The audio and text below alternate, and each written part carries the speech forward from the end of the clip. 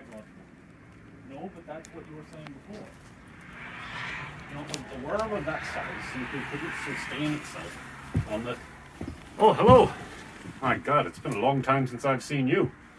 You know, Boris here, he was just telling the most crazy story about the... Yeah, he'll tell it to you later. Come, oh, we must catch up. Come, let's go grab a drink.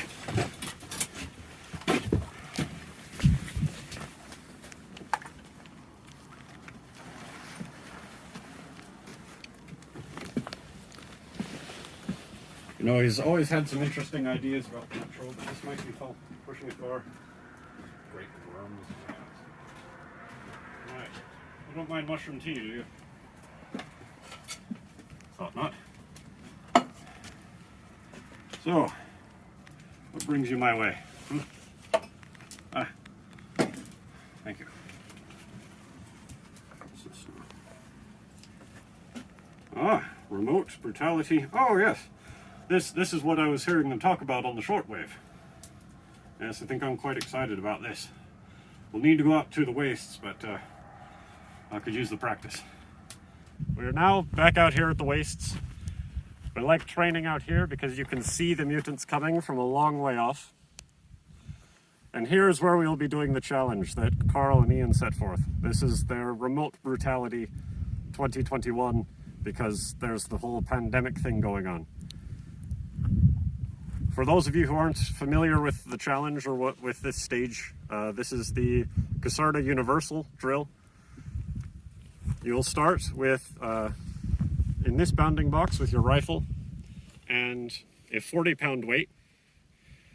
You'd go prone next to the weight, take one shot at a 50-yard steel target. This is a 12-inch plate.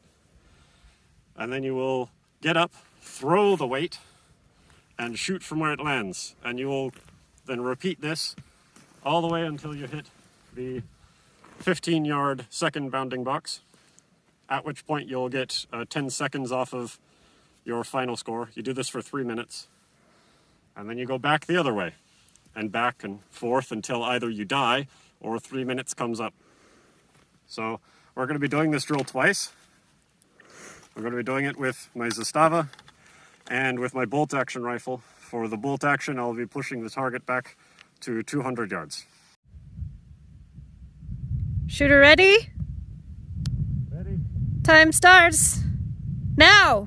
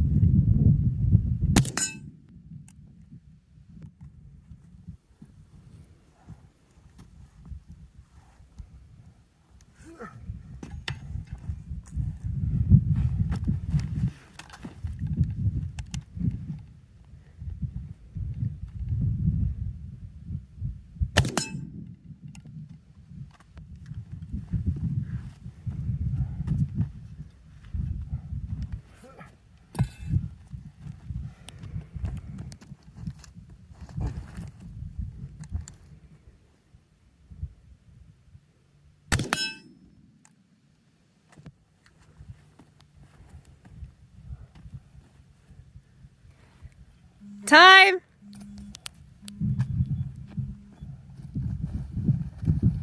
Time. Huh? Time.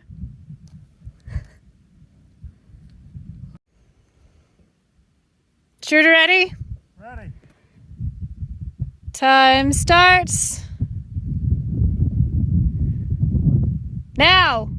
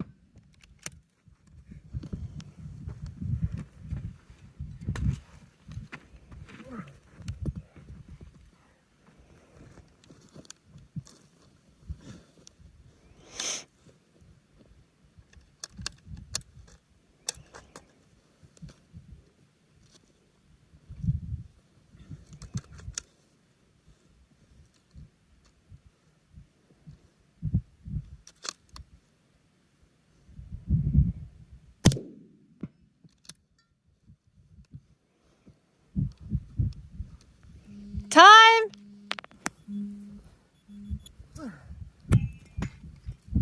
Time.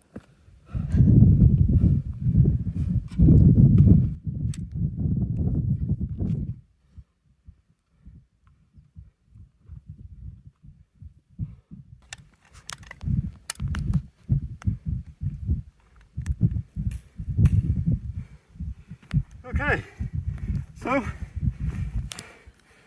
that's the second round. Dying. All right, finish Remote Brutality 2021. Not so winter. It's an excellent time. Here's to hoping we can make it to one next year.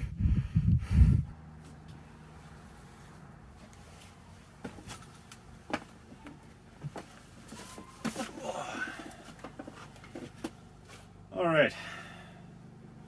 Always good to be back at home. Grab a drink, settle in. We'll sort of give my thoughts about that whole affair, talk about some of the gear that we used, and yeah.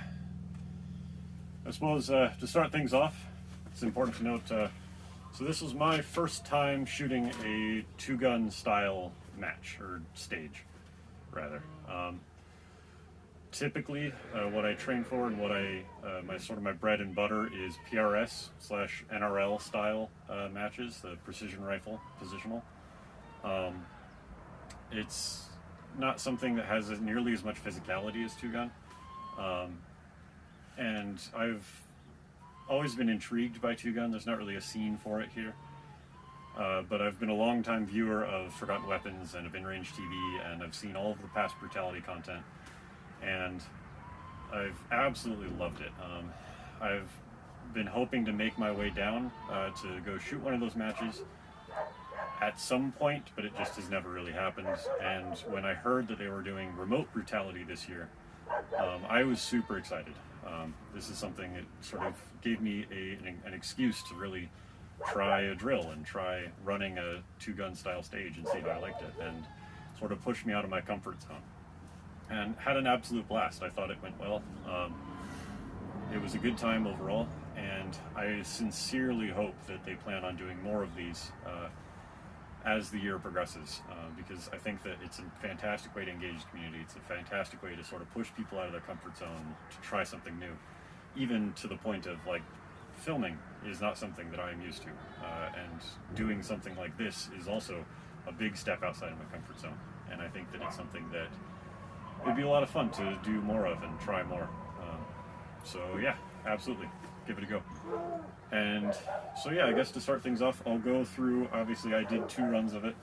I'll go through each run independently and talk about my gear, what I used, and how I thought it went. So to start things off, the first run was with this guy. This is my Zastava. This is a ZPAP 92, the 7.62 by 39 pistol. Up top is a Holosum. This is the HE515GT-RD, because Holosum's naming conventions are horrible. Really like this optic. It works really well. I love the dot in ring style of vertical, especially because I have an astigmatism. That dot in ring sharpens up the dot in the middle a lot more than just a bare dot does. I'm not sure why, but it does. So I can actually get a crisp picture or crisp adjacent picture through that, and it helps a lot. It's phenomenal. The front end, this is a CNC Warrior 4-piece brake / linear compensator. Is the absolute best piece for toning down the blast off of a 7.62 gun. I've not found anything that does it better. And then a $15 Walmart flashlight in a scrap steel mount. Just mostly for fun and for the LARP aspect of it, that, you know, we're in the metro, and so there's all sorts of needing for a light that's not too terribly bright. And yeah, ran it with just a basic 30 round mag. I think that these are some old KCI ones that I've beaten up. I have good mags, I promise, I just don't do this to them. And I thought it went rather well. I flubbed the one throw and wasn't quite as fast as I would have liked on my ups and downs, but that's a lack of practice.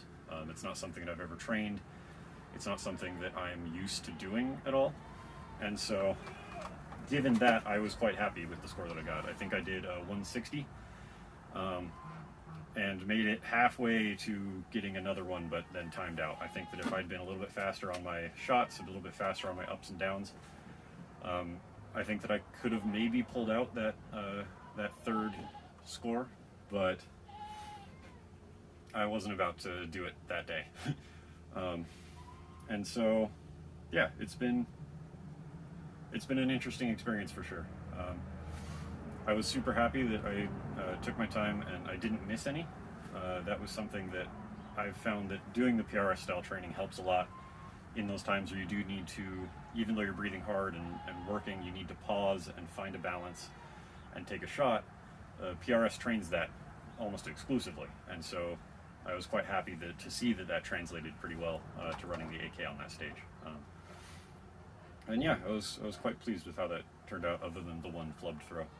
So yeah, and then the second run, I ran my Bergara. This is a Bergara B14 HMR, chambered in 6.5 Creedmoor.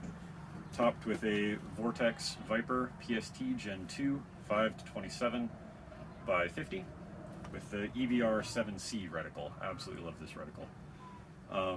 This combination is pretty much the budget, like the quintessential budget PRS rig. It's a very good platform for sort of getting into it. It's fairly low cost, relatively, comparative to a lot of other PRS rigs. It's fairly low cost. Just running Magpul 10 round PMags. They work flawlessly. They just feed. And yeah, I was quite happy with that. Obviously for this run, we pushed the target back to 200 yards. That's because at 50 yards, a 12-inch plate through a scope is an absolute barn door of a target, and I wanted to have at least some modicum of challenge for that. So we pushed it back to 200, which is still not super far. I wanted to sort of stay within what I felt I could do while pushing myself in ways that I don't normally do. And unfortunately, I forgot to have the person who was filming also call my hits. And so you can hear all of the hits in the video. Some of them are a little bit soft because of the wind, but you can hear them. They were all first round impacts, which I was quite happy with, but that's, you know, I promise they were all first round impacts. Anybody who's shot PRS knows that even a 12-inch plate, even at 200 yards, is still an absolutely massive target. And so if I had missed any of those, I would have not been quite happy with myself. But yeah, I thought it went rather well. Obviously, bolt action slowed me down a bit. I did have one reload, which slowed me down a little bit, but not enough to make a difference in score. Scored another 160, which I was quite happy about. I felt that my throws were better on the second run, oddly enough. I think warming up a bit helped for sure, because I did no warm-up or training or practice or stretching, which I probably should have done before this. I just kind of went for it and was quite happy with how it turned out. So moving forward, I think that I'm excited to do more of these if, again, that's something that they end up deciding I want to do. And maybe it's something that we just do for fun whenever they release the finished Brutality, the final full match. Might just run some of those stages just for fun, even if it's not actually part of a challenge. Because this was an absolute blast, and I can't wait to do more of it. So, yeah. With weight, hang on. I forgot almost one of the most important parts of this that I have completely forgot to talk about for some reason, even though I had it here, was the weight that I used. As it seems to be the case with most people that I see running this, you kind of have to improvise. I found the closest thing that I could, which is this wonderful lump of scrap metal out of my pile of scrap metal. So I have quite a lot of it. This is the closest that I could find. This is 42 pounds weighed out, and I figured that was close enough for the purpose, especially given that it doesn't actually have a handle of any kind. I just kind of had to heft it however I could. Yeah, I was actually quite pleased with the ballistic potential of this object. But yeah, that's what that is. It's a welded together lump of something from an old project. Yeah, that was the weight. And then I suppose if anybody cares, this was the target. Just a standard 12-inch diamond AR-500 steel plate. Yeah, pretty straightforward. This is the biggest target I have, so I didn't have, you know, a full-size IPSC, which frankly is kind of a massive target. It's like, what, 32 by 18 or something? Yeah, so we made do with what we had. So yeah, that's important things that I forgot because I'm not good at filming. Huzzah.